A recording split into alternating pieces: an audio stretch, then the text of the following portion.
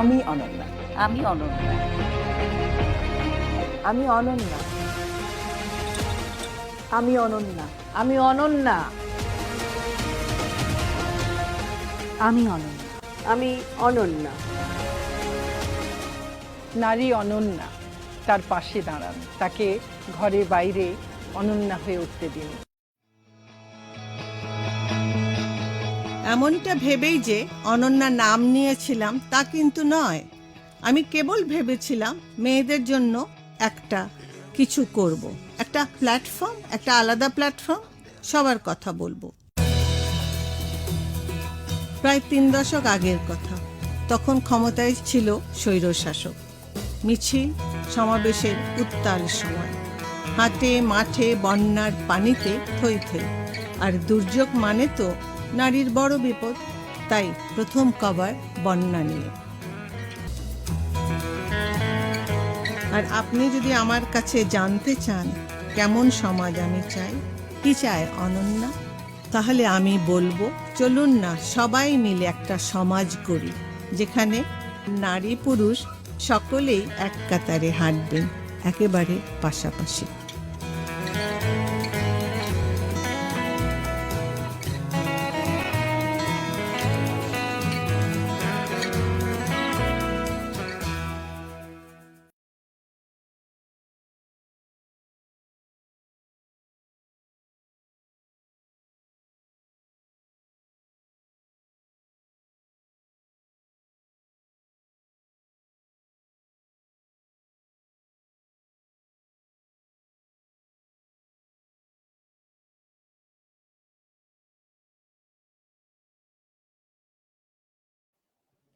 Hello and welcome to Shilpokotha. Shilpokotha is a weekly arrangement by Anannya Magazine. Today is our 24th episode and I'm your moderator, Sadya Mizan. Sorry for starting it late. For technical reasons, we could not start on time, but I hope you will be with us all through this 1 hour or maybe the 40 minutes that is left. Today we had 2 exciting guests with us, but unfortunately we could not join with one of them, but we still have an exciting speaker with us, and we will discuss about a sector of the cultural field which is not much talked about in Bangladesh especially, but which is a global discussion. So I hope we will learn and explore a lot through our speaker, and I'm hoping you to join in with your questions, queries, curiosity, and comments. Let me welcome our speaker today on screen and start. We have Lidia Varbanova. Hello. Very pleased Hi, to be Lidia. in the online audience. Hi. Hi, Lidia. It's a pleasure to have you. I'm sorry that we could not have Makgati with us. The technical complications was too much to handle. But it's such a pleasure to have you on the show and to see you after so many years. Thank you. Not Yes, so me many, too, I guess. Sadya. But Me too. Great. Thank you so much for the invite. okay. So, Lidia, tell us about where you are now and where you're from. I have two homes. Now I'm in my Canadian home in Montreal. I had to come here for some reasons. And I also have a home in Sofia where I teach and I direct the master program on management of performing arts and industries at the National Academy of Theatre and Film Arts in Sofia. So basically, I commute in between, which is quite an interesting life, I would say. Yeah. I guess you keep commuting all over the world. Maybe we will discuss about it, how the pandemic has changed it. But I see you all over the world. But if I ask you, where do you think you belong? Where were you born and brought up? My heart is somewhere in the Balkans, in this very special part of Bulgaria, the northwest part, which very recently, as you also know, I opened a house for creative thinking, which is on the name of my father. It's called Kamenov House. And I offer it for people who are creative and they would like to hatch an idea, they would like to isolate themselves in a very rural environment. So it's one of my exciting projects I did in the last 2 years. So this is maybe my sense of belongingness, but also the other 50%. Also, I have a belonging then in this big city, Montreal, which is very cosmopolitan and where I spent the last 17 years of my life. So basically, it's like a little bit of combination between the two. And I would say also I belong in all the places where I see beautiful people. I have very nice content, where somebody waits me. So it's really belongingness is a place in 21st century where you feel welcomed and where you meet great people. I'm waiting for you to belong from Bangladesh yet. Yes, it's still on my agenda. Thank you so much. Yes. We have to do something in this when the pandemic is over. Exactly. So, would you tell us about your practice, your work, and how did you start it in the creative sector? Very interesting question. I'm an economist by profession, but I love music and I love theater and I love festivals. So art and culture is part of my spirit. I used to play piano when I was young, and I come from a family of musicians. My grandfather and also my uncle were musicians, so I grew up with music a lot. I never went to the music academy, just incident. And then I decided to start economics, and then the connection between the arts and economics brought me to this area, which is culture economics, culture management, where I have my career for many years now. What I do is consulting. I consult from small startups to big culture organizations worldwide. I also teach. I love teaching and meeting audiences. I write books, articles, do research, and also I coach. I'm a coach of young people who would like to either change their career or find a place where they feel much better and much more successful and happy. So these are maybe the 4 areas. But why did you choose creative sector? I mean, your larger portion of being an educator and consultant is in the arts and cultural sector, right? So what made you choose the cultural sector? This is what I said. It's music is in my heart, and also From theater. music, okay. Yes, Yeah. So Right. from very early ages, I'm very much attached to the arts from my family as well. And how much challenging did you find when you started in this sector? I was pretty lucky because in that time, which was the early 90s, in Bulgaria there was nothing. So in a way, I was one of the pioneers of opening up the first arts management program in the country, in the New Bulgarian University, and then later on in the University of National and World Economy, where I was also head of department of social and culture management. So I was pretty, one of those that were the pioneers in the field. And I also joined ENCAT, the European Network of Culture Management Training Centers, which is now European Network of Culture Policy and Management, which gave me a huge opening up to the world, making connection with similar programs in Europe as well as the world. So I was serving on their board as well, as a vice president, and I'm a member of ENCAT since so many years now. So I think this is one of the places which really, really opened up the world for me and helped me a lot. And can you give us a brief about when you say cultural management course, what are these things that comes under this course? What do we discuss in this cultural management course? I always say that because culture management is a very interdisciplinary subject, right? It's not even a science. It's in between the disciplines. And I always say it covers everything, but not the creative process. So it covers everything around it. For example, audiences, online presence, how to find financing and fundraising, how to deal with stakeholders, how to make your project really working, how to monitor, how to plan, how to do your strategy. I also include in this subject also entrepreneurial angle. So it's it's a rainbow of different types of disciplines and areas, which actually help artists and help people in the arts to find globally their audiences, to raise much more money for the projects, to be more efficient, more effective in what they do. So it's more about not what you actually is creating, it's more about how you sustain with what you create. Exactly. And your outreach. Exactly. Okay. And in the art is always a dilemma, because on one hand, artists are the one to set up the agenda. They are the one to create. But on another hand, in 21st century, they cannot just create without considering all the other external environmental factors like audiences, as I mentioned, and also financial institutions and the legislation and the culture policies. So they have to be aware of that, because otherwise they can't really make a sustainable model. Yeah, true.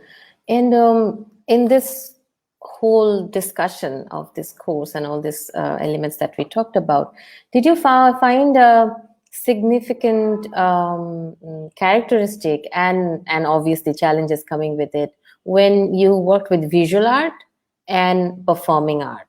Because these are two different sectors with two different, approaches. Oh yes, and it's not only visual and performing art. It's a whole area of many other arts. Like music is a completely different thing than areas that are related to it. Creative and culture industries are completely different. And here I talk about fashion and design and gaming industry, which are popping up much more and more in the 21st century. So there are of course differences between different art fields and the branches of culture and creative industries, which of course we consider when we do practical work and also when we teach on a variety of subjects. But there are also a lot of things that are very similar. I mean, like how to set up a project, how to apply with a creative project, how to start your own entrepreneurial organization in the arts or creative industries. There are a lot of background things which are really not very different depend on the art field or creative industry branch. Oh, I can't imagine. You can imagine only. I can't imagine how you plan sustainability in visual arts. I don't know. From Bangladesh, maybe a lot of us is struggling with that. I think that is because one of the reason is the policy. And I wanted to ask you about it. What do you think is the core support for this management to take place in any country?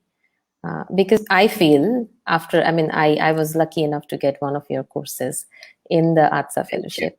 After that, I could realize, and many of us could realize, that absence of the policy was something that didn't let us, put the management in the place. We have the strategy. We want to, go through the policy and make our way, but the policy is absent. So where do we make our way? Do you think the policy is also, do you also think that it's the core, or there are other elements that are, Definitely yes, because policies, culture policies, they set up the whole framework. They are the one to really put stress on legislative activities that are helping both not-for-profit organizations as well as the state organizations, and also the businesses in the arts. So if we don't have really a very good legislative background, then it's very hard to really proceed. But we can see Makgati is here. Yeah. So I'll just quickly welcome Makgati. Very nice, welcome. Finally, so glad that we managed. Hello, to everybody. Sorry about that. We are way down in South Africa. Very nice. So you see, we have now Bangladesh, South Africa, and Montreal. A brilliant connection all over the world. Yes. Welcome. Yeah, just to finish the question of Sadya, and maybe we will, she will also start with you, because I'm so pleased to meet you after so much preparation. So Sadya, culture policy is, yes, something important, but my experience shows that even in countries where there is no policy, because the absence of policy is also culture policy, there is no policy for the arts. Well said. Yes, if people in the arts are really creative and they really understand the management issues, how to promote themselves, how to use the online technologies, how to be proactive, how to bring supporters and stakeholders, how to work with their audiences, how to keep and develop their audiences, if they're really, really very proactive on that, they can make it. There is no excuse. There is no excuse that, oh, well, our Ministry of Culture doesn't do anything, and then what to do? We are poor artists. I don't think so, because we have so many channels and also methods by which, even without policies, I strongly believe we can manage. Of course, the combination between the two would be the best. This is what I would like to say. Okay. Great. That gives us hope. I guess that's what's also happening in Bangladesh. We're having a lot of individual groups, collectives coming out, but we still complain about the policy, of course. Okay, let's come to Makgati. Welcome, Makgati, to the show. I'm so glad that you made it. So I just started with Lidia.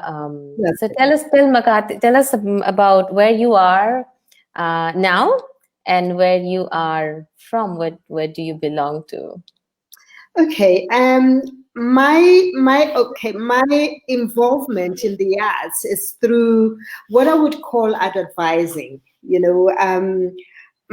I entered the arts to develop and to cultivate a culture of acquiring art, but not only acquiring art to be brought into the home for display, but also art enthusiasts, for people to actually start going into museums and also into galleries just to look at art, just to appreciate art.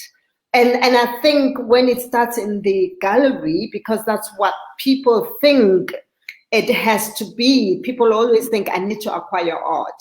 And when they go in there and they get to integrate or interface with art, then they would go into a museum and see art that is not necessarily to be acquired, but art that is actually to enrich you in terms of understanding your environment. And I think that's where I came from when I came into this. So my art advising and my guiding in and navigating the art world came from that. So that's what I do. I actually interface or integrate with people in terms of navigating the art world and understanding the ecosystem. So that's what I'm always talking about.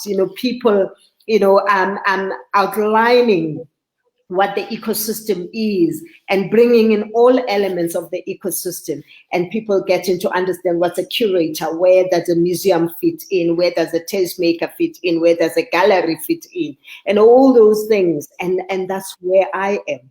And I think in the last 3 years, I've really tried to find my way coming from the corporate world, because I spent 30 years in the corporate world and as a support or as a patron of the arts. And then that's when I transitioned into the arts, and to do that, to actually help people to, in guiding people in navigating the art world.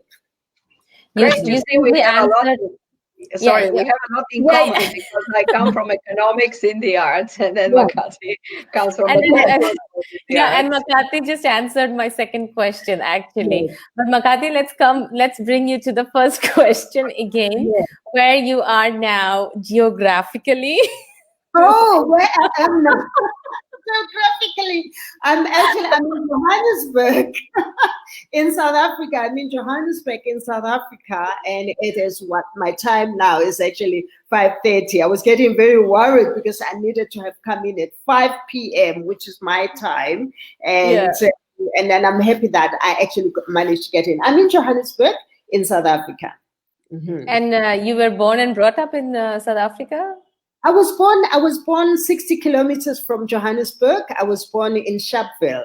And I think a lot of people will know about the Sharpeville massacre or the Sharpeville uprising. And I was born about a year before that. So I cannot remember anything of that. I can only relate what my parents have told me about it. And that's where I was born. And I grew up there.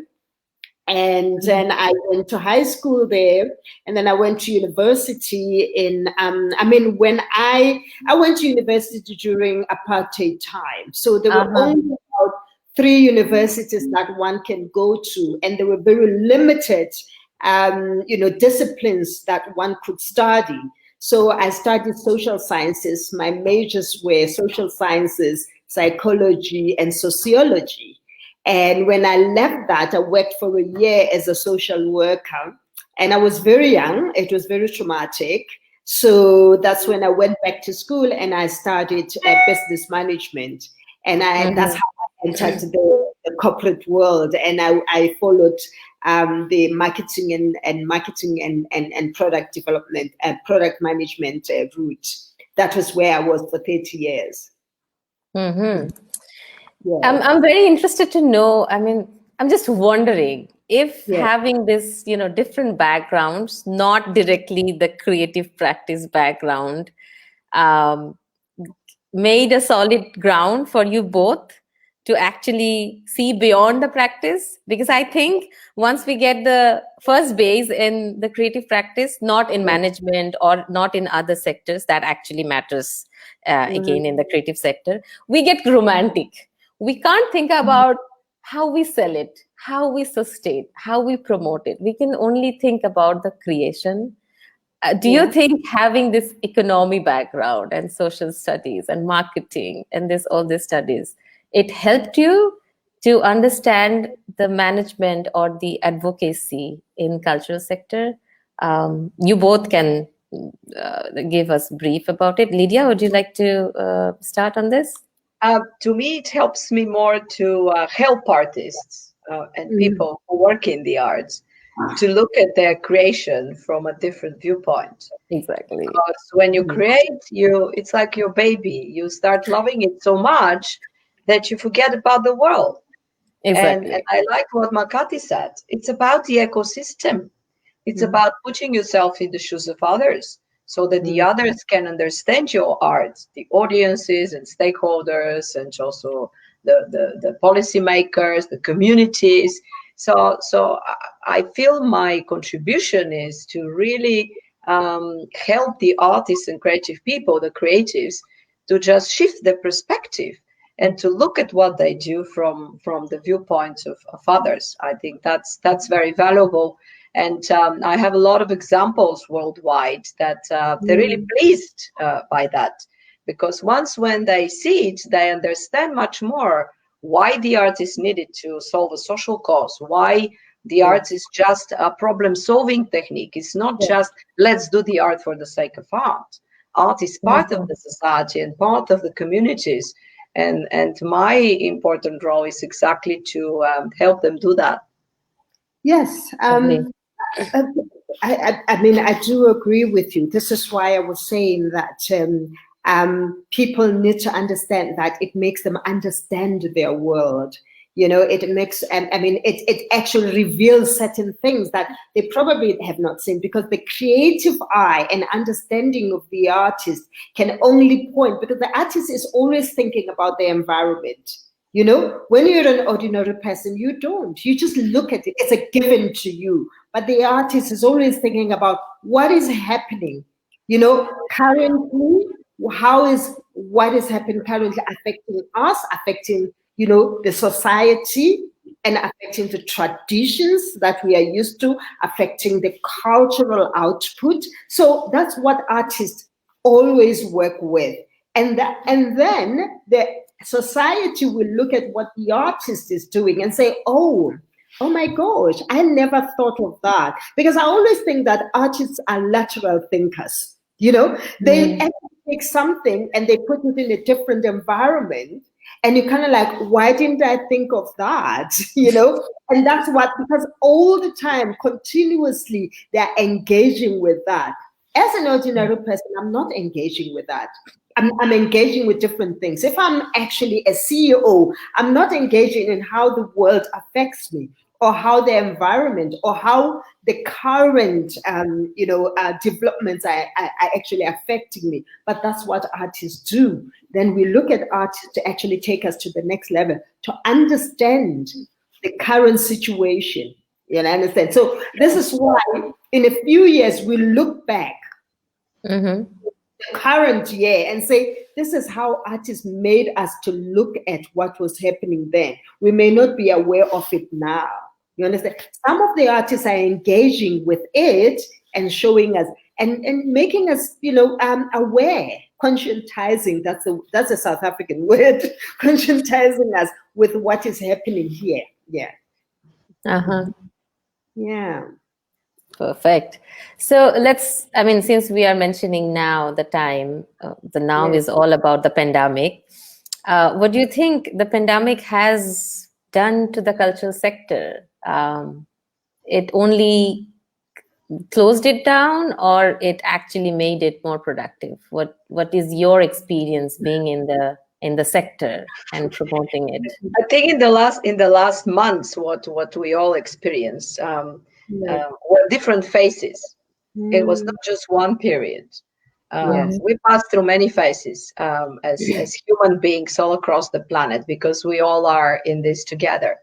So the first phase was just rejection. Like, I can't believe what's happening. It's really not possible. Then the second phase was frustration. Like, oh my God, what am I going to do? My theater is closing. I don't have people in my gallery. Everything is like upside down. We live in a huge uncertainty, like an ocean of uncertainty, which I think is the worst.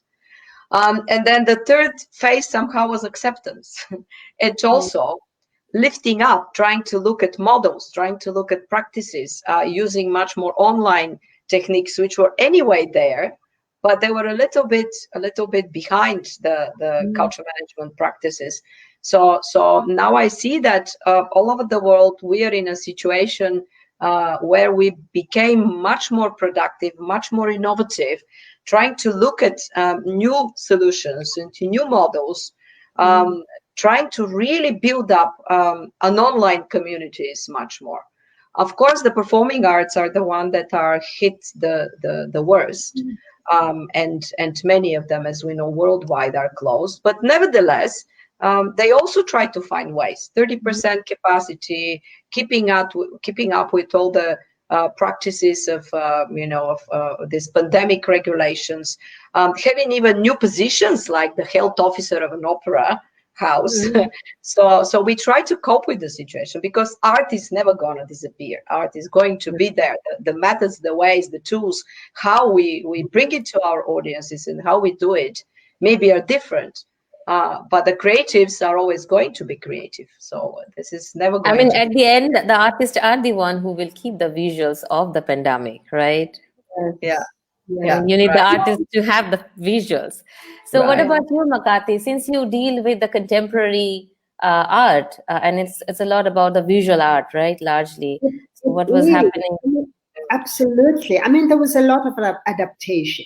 And, going through the motions, as, going through the motions, as Lydia said, getting acceptance and frustration, all those motions. But then it forced people to adapt.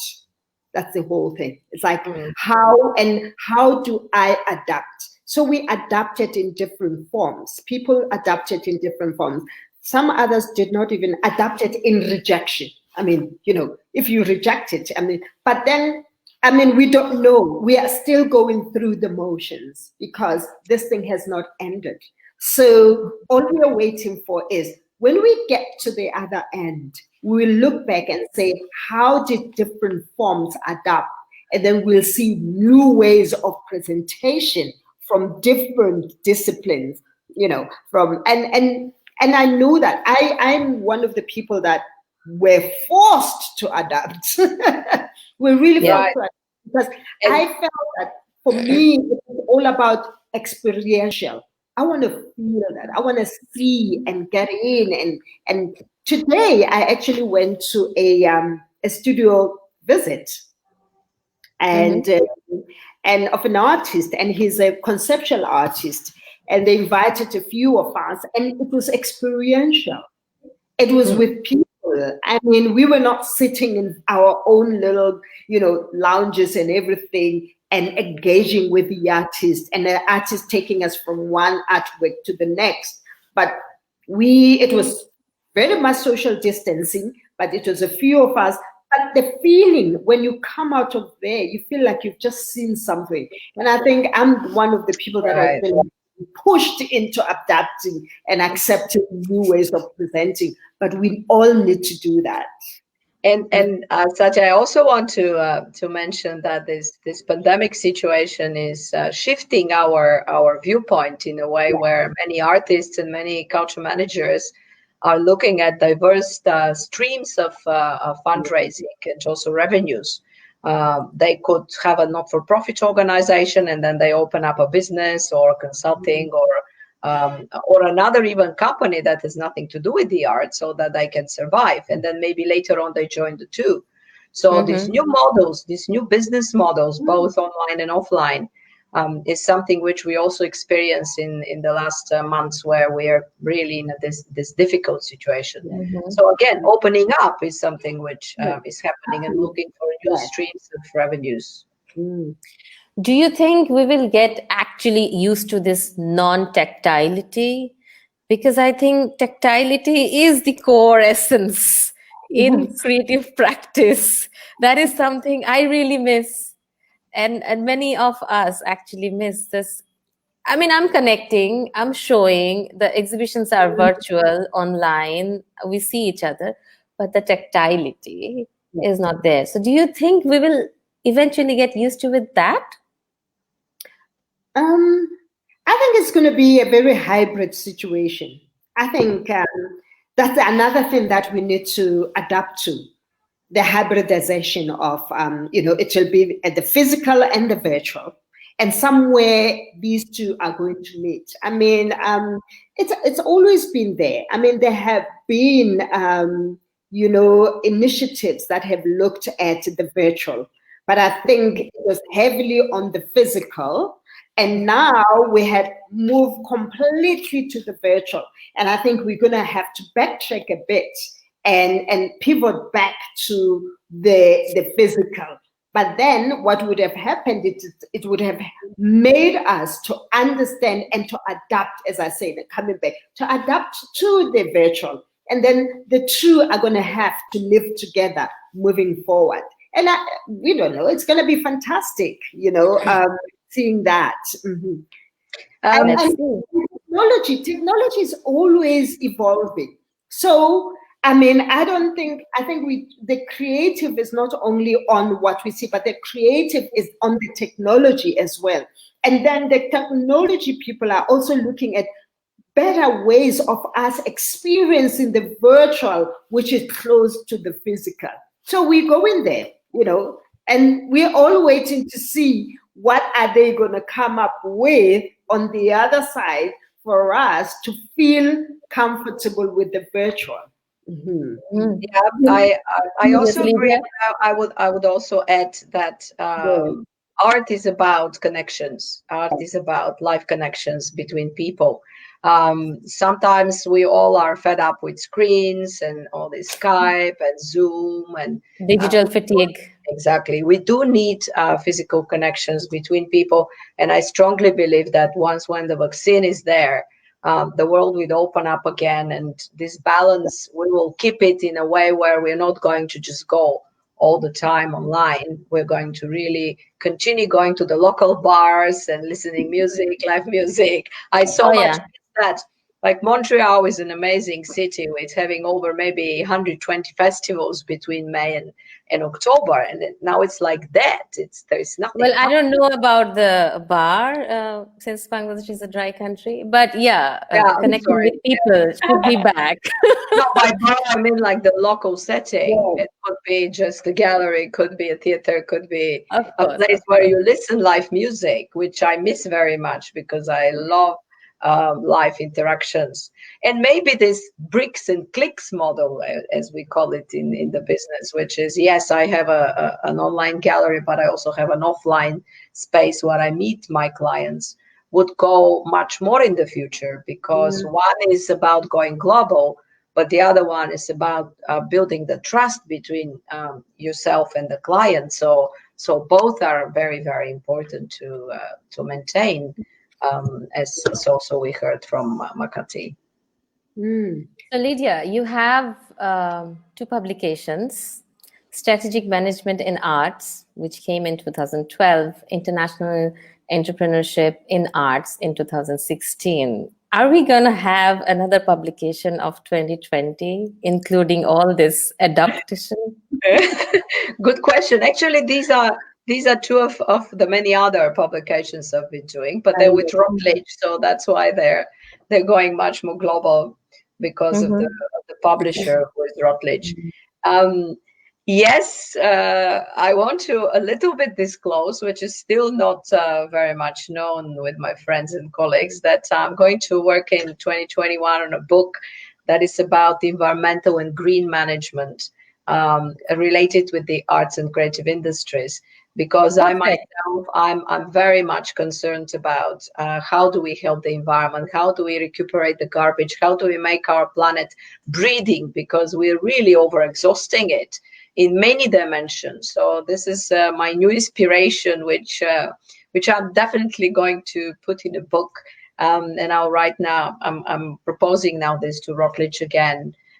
Because we cultural people and cultural organizations have to have sustainable strategies in a way, how we approach this, how we make our roofs green, how we provoke our staff to take bikes and not just the cars, how we have energy saving sources on the stage, and many other techniques which we don't use in a mass format. So I want to really provoke this thinking further and actions. Looking forward for that.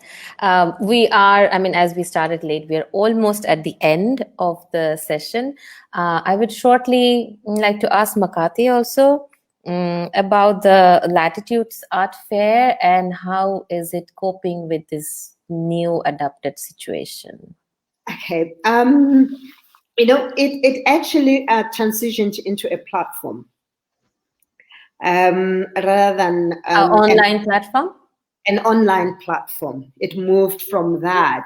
And because it had to adapt to a new business model for revenue generation. So it started as a physical fair, and then it adapted into a physical fair. But because it was a new fair, we had only had one presentation of the fair, and we did not have a major, like a sponsor, a funder who had signed a 3-year contract with us, funding relationship with us. So if fairs that had that could actually stay with being like moving it from a physical to a virtual and keeping it to the period of the fair, extending it by a few days. A physical fair would probably be about, 4 or 5 days, but now the virtual have been extended to a week to almost 2 weeks. But since we could not afford that, we actually transitioned to an online platform, which is a continuous fair, I must say, but it became a platform where we allow space for independent artists and the other galleries to continuously sell something like an artsy, but African based. So we actually transformed our fair into that. So that's where we are right now. And how is the response now? I mean, it's a fair, so it's connected with selling and all kinds Yes, of it is connected activities. with selling. It's connected with selling. All we do is just we allow a presentation by either, as I said, an independent or a gallery. And then what happens is when they click to us, we send it to our database. And then when they click, they go directly to the gallery. And then all we do is charge a subscription fee and different levels of subscription for each individual. Is that an artist or a gallery that would actually be allowed onto the platform? Yes, that's where we are. So that's the adaptation in fair. Yes. I wish I could go more detail about fair and other formats that is happening in South Africa, because I would say Johannesburg or South Africa having a fair is not actually a very new idea. Like in Bangladesh, we don't have fair. It would be a very unique idea for us, or the first kind of ideas. But fair is not a new idea. But for the time shortage, I'm not going there. But I'm sure I will bring you both again on the show to talk about it, more adaptation from Makgati, more books from Lidia, and more statistics and the ideas that she discusses in the books. I'm sure we will discuss it. And I'm really very happy, Sadya, that you have made a huge, incredible professional development in the last few years since I knew you until today. I'm so glad to experience your growing up and the things you're doing in Bangladesh. It's like all my admirations go to you, because this is something which we all need to see Bangladesh much more on the global map, and people like you and your organization also much more well known, because life is about connections and it's about sharing, which is very important. It's about learning from each other. Exactly. And I'll finish by saying I always really tell to my friends and colleagues, continue dreaming big, continue collaborating, think creatively. In this pandemic, don't give up, don't go down, don't be depressed. Just make your home the space for creation and for innovation. I think that's very important for all of us. I'm always inspired by the way you're always hopeful. You're like, there's no way of giving up. There's always a way to fight it. Never give up. That's it. Miracles happen. We're going to go over it, and we'll have another beautiful world, maybe different, but I strongly believe we'll be as creative and even more as it is now. Good. Oh my God. I take that as the last note, as the hopeful future ahead. Makgati, what would be your hopeful last line for today? It's for us to actually start connecting physically again. That's what I'm looking forward to, because that's what I've always enjoyed. My introduction into my passion into the art world was actually going out and seeing and experiencing the physical of the, and that gives me a totally different emotion. Standing in front of the Ganeka or one of these famous artworks, standing in front of it, there's so much emotion. So that's what I'm looking forward to. I'm looking forward to connecting with. And another thing is that connecting with somebody, the energy, and there is a screen. Energy is very important. Spiritual Very important. energy is very important. Yes. True.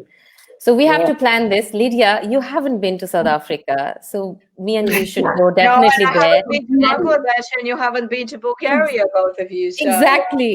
be Even a great- Makgati hasn't been in Bangladesh, so you have to. So let's plan this offline.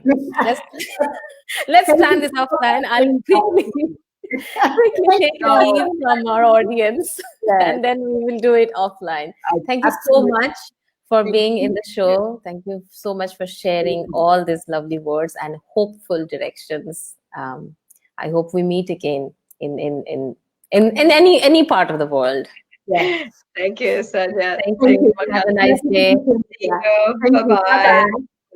Bye. Take care. Thank you everyone, আমাদের সঙ্গে থাকার জন্য সবাইকে অনেক অনেক ধন্যবাদ। আশা করছি আগামী শনিবার আমাদের সঙ্গে আবার জয়েন করবেন নতুন দুইজন স্পিকারের নতুন নতুন গল্প শুনতে।